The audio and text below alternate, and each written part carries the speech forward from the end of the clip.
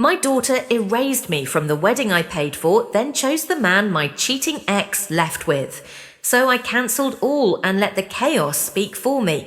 I'm a 57-year-old male and never thought I'd be posting something like this, but I really need to get this off my chest because it's been eating me up inside for weeks now. I'm not really sure where else to turn, to be honest. This is about my daughter Kay, a 27-year-old female, and how she basically ripped my heart out, which led to me doing something pretty extreme that I'm still kind of conflicted about. Here's some quick background, because this stuff matters. Kay is my only child from my first marriage. Her mum split when Kay was 7, running off to Europe with some guy named Tom. I raised Kay by myself for 5 years before I met my current wife Jenna, a 45-year-old female. Not going to lie, those 5 years were rough single dad trying to run a business and raise a kid who was seriously struggling with her mum abandoning her. So anyway, about 2 months ago, Kay tells me she's getting married to this guy, Ben. Now, Kay and I have had a ton of problems over the years. Like seriously, you wouldn't believe the stuff I've had to deal with. But when she told me about the wedding, I was genuinely happy for her. Like finally something good, you know. She seemed really into this Ben guy, and I thought maybe she was finally getting her life together. The thing is, Kay and Ben were basically broke. She only got a decent job last year, and they'd been living off my money before that. Yeah, I know I probably enabled her too much. They couldn't afford anything more than a courthouse wedding. So I did what any dad would do, offered to pay for the whole thing as a wedding gift. Venue, catering, flowers, music, the works. We're talking about a $50,000 wedding here. Not trying to brag, but I run this export business that's been in my family for 2 generations, so I can afford it. I remember the day we sat down to talk about the wedding plans. Kay actually seemed happy, like genuinely excited. The first time I'd seen her like that in years. She was showing me all these Pinterest boards and Instagram posts of wedding stuff she liked. For a minute there, it felt like maybe we were finally going to have that father-daughter relationship I always wanted. The wedding planner she picked was this guy who'd done a bunch of fancy weddings in our area, real professional, had a whole team and everything. Kay went to all these meetings with him, picking out decorations and stuff. I just paid the deposits and let her handle it all, figuring it was her day, you know. Plus, I was crazy busy with work. And honestly, what do I know about wedding planning? I remember texting her one night after she sent me some pictures of the venue she picked. This gorgeous place by the lake, real fancy.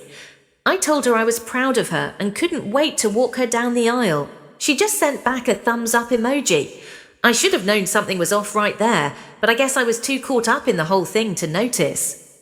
Everything seemed fine for about a month and a half. Kay was doing all the wedding prep stuff and I was paying all the bills, which kept getting bigger, by the way, like who needs a chocolate fountain and an ice sculpture. I figured we were good. I even started working with my tailor to get a nice suit made. Jenna was helping me pick out colours and everything. She's always been really supportive of Kay, even though Kay has been nothing but nasty to her for years. But then little things started feeling off. Jenna's cousin ran into one of Kay's friends at a cafe and mentioned how excited we were for the wedding. Apparently Kay's friend looked confused and said, "Oh, I thought she wasn't inviting them." She said she had to cut out toxic family members for her mental health. Jenna's cousin asked what she meant, and the friend just awkwardly mumbled something about a really traumatic childhood before changing the subject. At the time, I brushed it off, thinking maybe she misunderstood. But man, I should have paid attention right then. Everything started falling apart when my brother Joe called me around this time asking about the wedding date because he needed to book flights. I figured I'd just call the wedding planner real quick to add him to the guest list. It should have been simple, but the guy starts acting all weird on the phone, saying stuff like, "Oh, I'm sorry, sir, but the guest list is already full, and I'll need to check with the bride about any changes." Now I'm thinking, what the hell? I'm literally paying for everything, and this guy's acting like he needs permission to add one person. So I push back a little, asking him to just send me the full guest list so I can see what we're working with.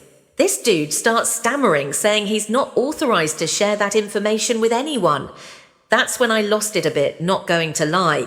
I probably could have handled this better. I told him straight up that I'm the one signing his checks, and either he sends me that list or I'm calling his boss. Yeah, I know that was kind of Karen behavior, but something felt really off.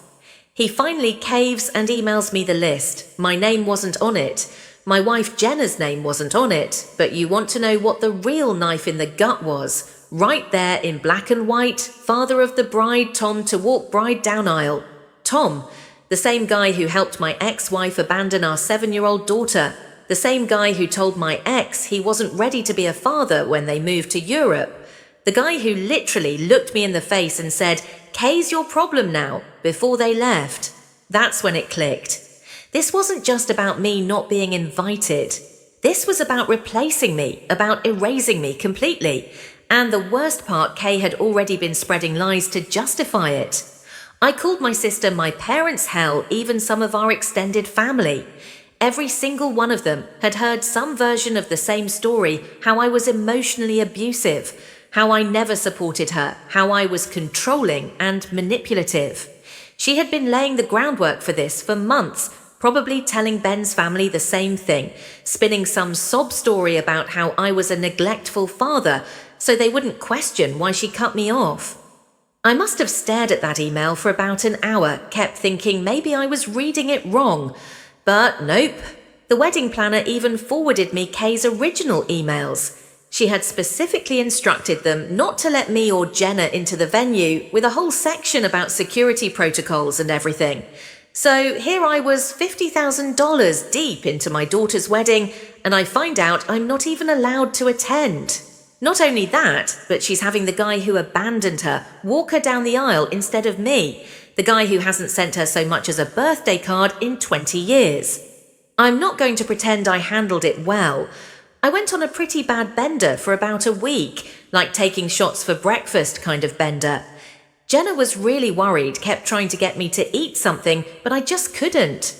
I just sat in my home office staring at that email and drinking myself stupid. I called Kay probably 50 times during that week, all straight to voicemail. I left a bunch of messages, started out calm, got progressively more angry and emotional. Real embarrassing stuff looking back. But what do you even say to your kid when they do something like this? The worst part was watching Jenna try to process it all. She's been in Kay's life for 14 years, helped me get her through high school, college. 2 rehab stays, yeah, that's a whole other story. She always defended Kay when other people talked about her behavior, and this is how Kay repays her. The wedding planner kept sending me bills during all this, regular updates about payments due for flowers, catering deposits, all that crap. Each one was like a fresh slap. Kay was still running around planning her perfect wedding, like everything was fine, using my money to throw a party I wasn't even allowed to attend. I found out later she was at her bachelorette party that week. I saw pictures on my niece's Instagram. She looked so happy, partying with her friends, not a care in the world. Meanwhile, I'm sitting at home having a complete breakdown, trying to figure out where I went so wrong as a father that my kid would do this to me. Yeah, I know I probably sound pathetic. A 57-year-old man crying over his daughter being mean to him. But man, nothing prepares you for this kind of betrayal. I've had business partners screw me over, gone through a nasty divorce, dealt with all kinds of crap. But this hit different. I kept thinking about all the times I'd imagined walking her down the aisle, how I'd managed to stay in her life, despite all the drama, the fights, the midnight calls from police stations and hospitals.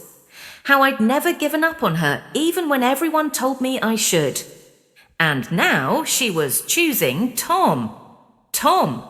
After a week of feeling miserable and leaving probably the most embarrassing voicemails ever, seriously listening back to them makes me cringe. I finally sobered up enough to realize I needed to confront Kay face to face. Jenna tried to talk me out of it, said I should wait until I calmed down more, but I couldn't just sit there anymore, so I drive over to Kay's apartment. It's this fancy place that surprise I helped them afford until she finally got a job last year. The whole drive over, I'm rehearsing what I'm going to say, trying to stay calm. But man, my hands were shaking so bad I could barely steer. I get to her place around 600 p.m, ring the bell like 5 times before she finally answers through the intercom. "Dad, I'm really busy with wedding prep right now." That's all she says. Won't even buzz me up like I'm some door-to-door salesman or something. I'm not proud of what I did next, but I kind of lost it. I started pushing all the other buzzers until someone let me in, took the elevator up to her floor, and I can hear her and Ben arguing through the door. Then Ben opens up, looking super uncomfortable. Kay's standing there in their living room that I furnished, by the way, surrounded by all these wedding magazines and sample centerpieces. She looks at me like I'm something stuck to her shoe. "What do you want?" she says. I try to keep it together, really do. I ask her calmly why she didn't tell me about Tom walking her down the aisle. Her response, she smirks, and says, "At least he never replaced Mum." I'm like, what? This dude literally abandoned her, hasn't contacted her in 20 years, and I'm the bad guy for remarrying after 5 years of being a single dad. Then she hits me with this gem. "Well, now you know. Good for you. Saves you the travel time and expense. I'll send you photos if I get around to it." She said it so casually, like she was talking about cancelling lunch plans or something. Ben's just standing there looking like he wants to disappear. Then she hits me with, "I had to set boundaries, Dad. You've always been controlling. This is my wedding, and I won't let you ruin it like you ruined everything else in my life." At first I thought she was just being dramatic. Then Ben speaks up. "Kay told me you had some anger issues when she was younger. She told me you used to yell at her all the time, threatened to send her away if she misbehaved." Ben keeps going, saying that I never really supported her, just tried to control everything she did. I just stood there stunned. Kay had convinced her own fiancé that I was some kind of abusive monster. I started asking Kay how she could do this to me, to Jenna. She cuts me off. "Oh, here we go with the Jenna drama again. Poor Dad and his precious Jenna. Did you ever think maybe I didn't want your replacement wife at my wedding?" That's when I noticed something. There's a framed photo of her and Tom on her coffee table. A recent photo. Turns out they've been in contact for months. She'd been planning this whole thing behind my back, using my money to fund a wedding where she could play happy family with the guy who threw her away. I asked her what I did that was so horrible she'd rather have Tom walk her down the aisle. Her response, "You're being dramatic. This is exactly why I didn't tell you. You always make everything about your feelings. This is my wedding, my choice. You're just the checkbook." Just the checkbook. 20 years of being there for every crisis, every meltdown, every rehab stay, every midnight emergency. And that's all I am to her. A checkbook. I looked at Ben and said, "Good luck, man. You're going to need it." Then I left. The whole confrontation probably lasted 15 minutes, but it felt like hours. I drove home in a daze. I had to pull over at one point because I was hyperventilating. I called Jenna to come get me because I couldn't drive anymore. When Jenna picked me up, she took one look at my face and just knew. She drove us to get ice cream like we used to do when Kay was little and having a bad day. She didn't say anything, just let me sit there and eat my sundae and try not to completely fall apart in public. After that confrontation at her apartment, I couldn't let it go.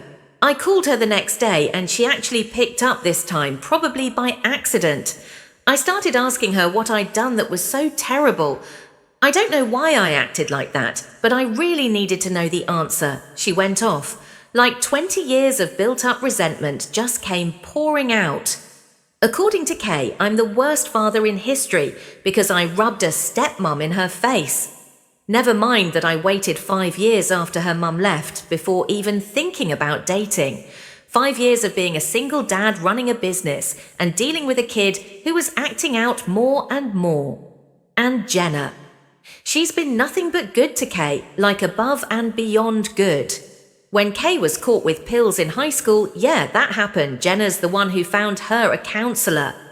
When Kay was flunking out, Jenna spent hours tutoring her.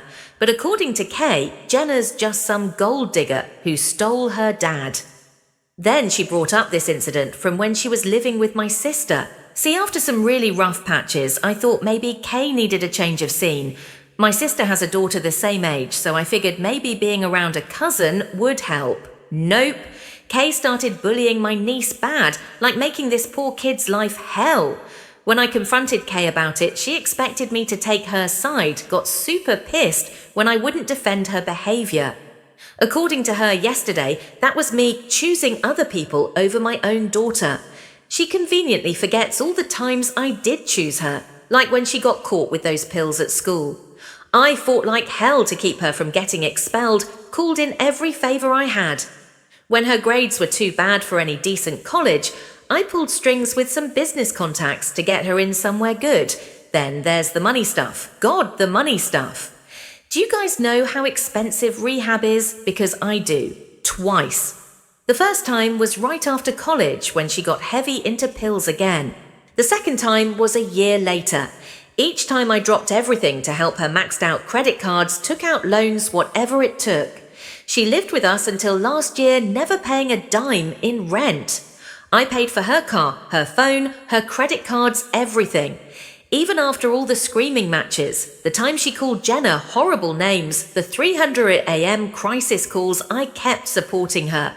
Because that's what dads do, right? But yesterday, she had the nerve, the absolute nerve to tell me I owed her this wedding, that paying for it was the least I could do after ruining her life by remarrying.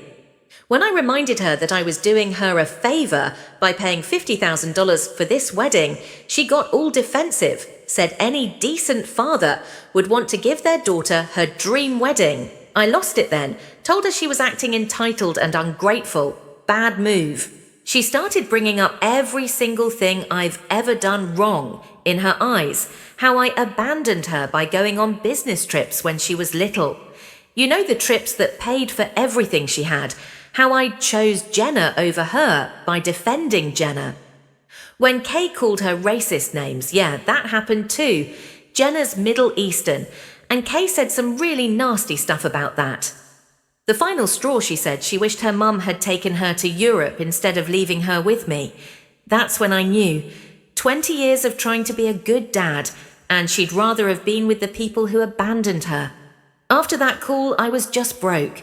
Jenna found me crying in my office, the first time she's ever seen me like that. Jenna Saint, that she has just sat with me, didn't say anything. That's when Jenna finally snapped. Not at me at the situation. In 14 years of marriage, I've never seen her actually angry. Frustrated, sure, but not angry. She kept saying stuff like, "We need to protect ourselves," and Kay needs to learn she can't treat people like this. Jenna's a teacher, right? Works with troubled kids. She said Kay's behavior was classic narcissistic entitlement or something like that. I sat there looking at all these wedding bills piling up on my desk. Venue deposit $15,000, catering advance $8,000, flowers $5,000, DJ $3,000. All this money for a wedding I wasn't even allowed to attend, where my own kid was going to parade around with Tom, pretending to be one big happy family. Something in me just snapped. I called my bank first thing in the morning, tried to stop payments on everything, but most of the deposits were non-refundable.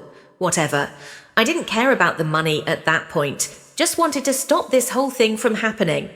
I started with the venue, called them up, explained I was the one who paid the deposit, and wanted to cancel. They were actually pretty understanding once I explained the situation. The manager even shared a story about his own kid cutting him off. Misery loves company, I guess. I cancelled the catering next, then the flowers, the DJ, the photographer, everything except the wedding planner. I didn't want Kay finding out and making new arrangements. Petty? Yeah, probably.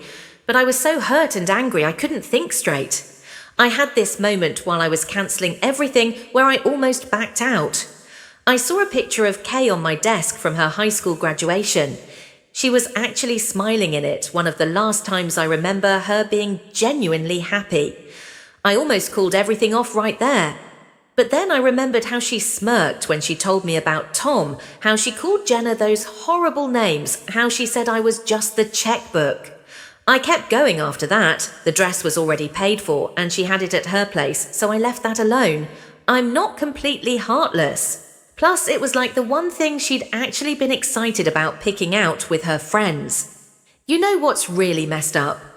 While I was cancelling everything, I kept getting these automated emails from the wedding planner about upcoming deadlines, final menu selection due. Time to choose your father-daughter dance song. Each one was like a knife in the gut. Jenna sat with me through all the cancellation calls. I think she was worried I'd back out if she left me alone. She even handled some of the calls when I got too choked up to talk. I remember her telling the florist, no, we don't want to reschedule. We want to cancel completely. The whole time I kept thinking about how Kay would react when she found out. Part of me wanted her to hurt like I was hurting. A bigger part of me just felt tired, so damn tired of always being the bad guy in her story, no matter what I did. Funny thing is, this wasn't even the most expensive thing I'd ever paid for with Kay. Both her rehab stays cost more, but this felt different. This wasn't me helping her through a crisis. This was her using me while actively trying to hurt me. After it was all done, I just sat in my office staring at the wall. We didn't talk much. What was there to say? I just sat there thinking about how it had come to this, me sabotaging my own daughter's wedding. The wedding planner kept calling about final arrangements. I let it all go to voicemail. Figured he'd find out soon enough when everyone showed up to a cancelled venue. Is it bad that part of me was actually looking forward to the chaos that would happen on the wedding day? Probably. But at that point, I was past caring. The wedding day starts normal enough. I'm at home with Jenna, both of us just sitting there trying to act like it's a regular Saturday. But we both keep checking our phones every 5 minutes. It's like watching a timer countdown to an explosion. Around 10:00 a.m., my niece starts blowing up my phone. Apparently, the wedding planner and his team showed up at the venue to start setting up, but security wouldn't let them in, showed them the cancellation paperwork and everything. The wedding planner was freaking out, calling Kay. Calling me didn't answer, obviously calling everyone. Kay shows up at the venue around 1100. She's already in her wedding dress, full hair and makeup, ready for photos. My niece said she looked really pretty, which just made everything worse somehow. When security told her the venue was cancelled, she completely lost it. Started screaming at the security guards that there must be some mistake, tried to force her way in. The guards had to physically stop her from rushing past them. My niece said Kay was screaming, "Do you know who my father is?" Which is ironic considering she didn't even want me at the wedding. The best part, Tom never showed up, like at all. Mr. I'll walk you down the aisle didn't even bother to come. My niece said Kay kept calling him, but it went straight to voicemail. Guess some people never change, huh? Then Ben, the fiancé, shows up and things get even more intense. Kay's trying to climb over a decorative fence to get into the venue. Her dress is getting all muddy. Ben's trying to stop her before she gets arrested for trespassing. The wedding planner's on the phone with his boss having a complete meltdown. All the guests start showing up around this time, like 200 people all dressed up with nowhere to go. Cars are backed up down the street. Everyone's confused, calling Kay, calling each other. Total chaos. The catering trucks arrive, guess nobody told them about the cancellation, and they can't get in either. So now there's like 3 huge catering vans blocking traffic. Kay's still screaming at security guests are standing around confused, and the wedding planner looks like he's about to have a stroke. That's when Kay finally figures out what happened. My niece said she just went quiet all of a sudden, like scary quiet. Then she starts laughing like a crazy person, tells everyone, "My father did this, he ruined everything." She tried calling me probably 50 times, left voicemails that got progressively more unhinged. I didn't listen to them until way later, but holy cow! She threatened to kill me, to kill Jenna, to burn our house down. Real psycho stuff. Around 100 p.m, she shows up at our house still in her wedding dress, which is completely ruined by this point, makeup running down her face. But she can't get past the gate because I deactivated her access code. She starts leaning on the horn of her car, just holding it down for like 10 straight minutes. Our neighbours called the cops. By the time they showed up, she was out of her car throwing rocks at our security cameras and screaming about how I ruined her life. The cops had to basically drag her away. Ben looked like he wanted to die from embarrassment. I watched the whole thing on our security cameras. Jenna kept telling me to stop watching, but I couldn't. Like this was my daughter out there having a complete mental breakdown in a muddy wedding dress. Worst day of my life, honestly. The whole time I kept thinking about how this wasn't what I wanted. Like, yeah, I wanted to teach her a lesson, but watching her fall apart like that was rough, really rough. The wedding planner called me later about final payments, told him to take it up with Kay. He started saying something about his reputation being ruined, but I hung up. Way past caring at that point. Found out later that some of the guests went to Kay and Ben's apartment for an impromptu reception with grocery store cake. Real depressing stuff. Apparently the days after the wedding were intense, like nuclear fallout intense. First, my parents showed up at our house the next morning. They're in their 70s and had to drive 3 hours to get here. My mum was pissed, started going off about how we never turn our backs on family and what kind of father ruins his daughter's wedding. Dad just sat there looking disappointed, which honestly felt worse than Mum's yelling. I tried explaining about Tom, about Kay blocking us from the wedding, everything. Mum wasn't having it, kept saying stuff like, she's just confused and you're the parent, you need to be the bigger person. Easy for her to say. Kay's always been an angel around them. Then they dropped the bomb they offered to pay for a new wedding, like completely taking over all the cost so Kay could reschedule everything. My own parents going behind my back like that hurt, really hurt. But Kay, she managed to make it even worse. When my parents went to her place to tell her about paying for a new wedding, she completely lost it on them. Started screaming about how they were taking my side and betraying her just like everyone else. Chauncey, get this, she actually blamed them for her drug problems, said they exposed her in high school and ruined her life, which is total nonsense because it was her teacher who told me about the pills. My parents had no idea.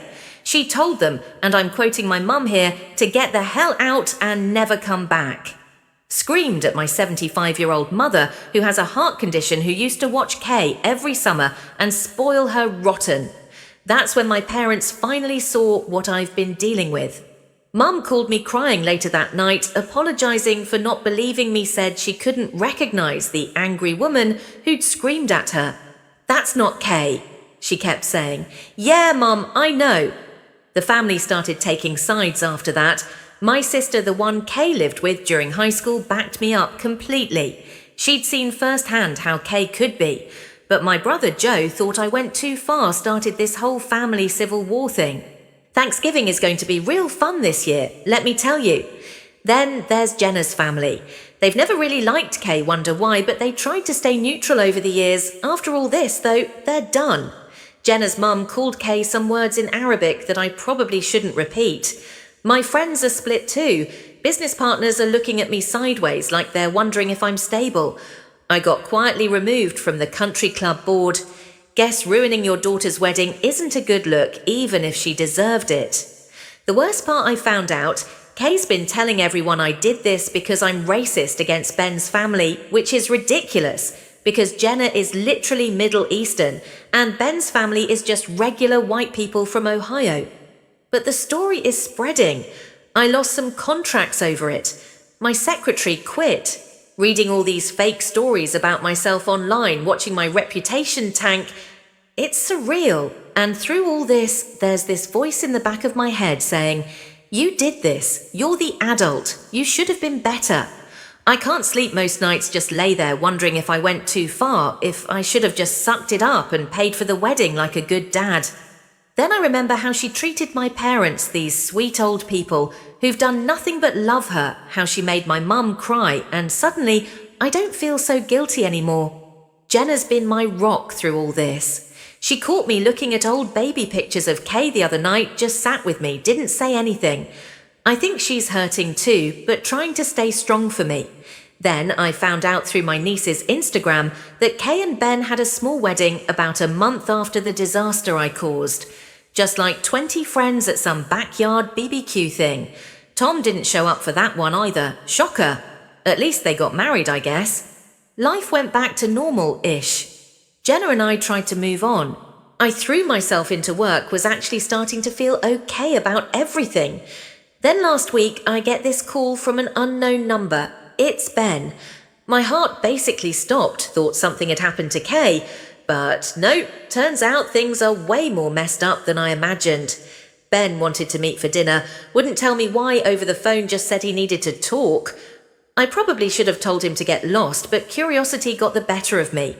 I told Jenna I was meeting him. She wasn't happy about it. I went to this bar downtown. Guys, holy cow. Turns out Kay and Ben separated 3 months ago. Why? Because she's been absolutely terrorizing him, like throwing plates during arguments, breaking his stuff, screaming at him for hours. Sound familiar?